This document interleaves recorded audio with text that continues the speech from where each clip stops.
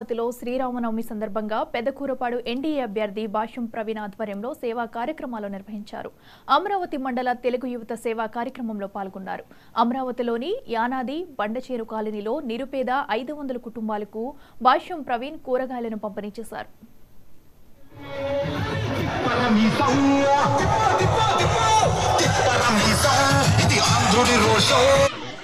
శ్రీరామనవమి సందర్భంగా శ్రీరాముల వారికి ఏ విధంగా అయితే పట్టాభిషేకం చేశామో అదేవిధంగా మన ఆంధ్ర రాష్ట్రంలో నారా చంద్రబాబు నాయుడికి అది పట్టాభిషేకం చేయాలని పెదకూరపాడు నియోజకవర్గం నుంచి మన భాష్యం ప్రవీణ్ గారిని తెలుగుదేశం పార్టీ, జనసేన, బీజేపీ అభ్యర్థిగా మన పెదకూరపాడు నియోజకవర్గ ఎమ్మెల్యేగా పోటీ చేస్తున్న భాష్యం ప్రవీణ్ గారికి తెలుగుదేశం పార్టీ తరఫున అఖండ మెజారిటీతో గెలిపించాలని అందరినీ కోరుకుంటున్నాము.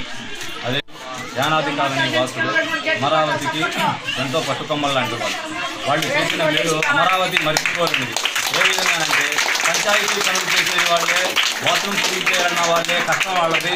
వాళ్ళ కష్టాన్ని గుర్తించి ఈరోజు మేము తెలుగుదేశం పార్టీ తరఫున ఈ విధంగా ముందుకు వచ్చి ఈ కార్యక్రమాన్ని చేయడం జరిగింది.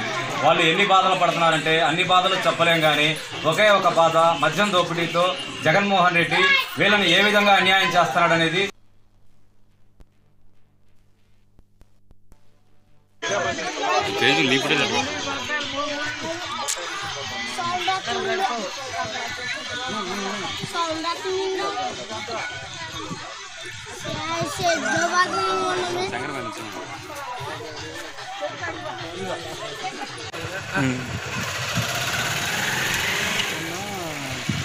విదేశీ అరే నాకు తెలియదు తర్వాత ఈ కలర్ వేసాను.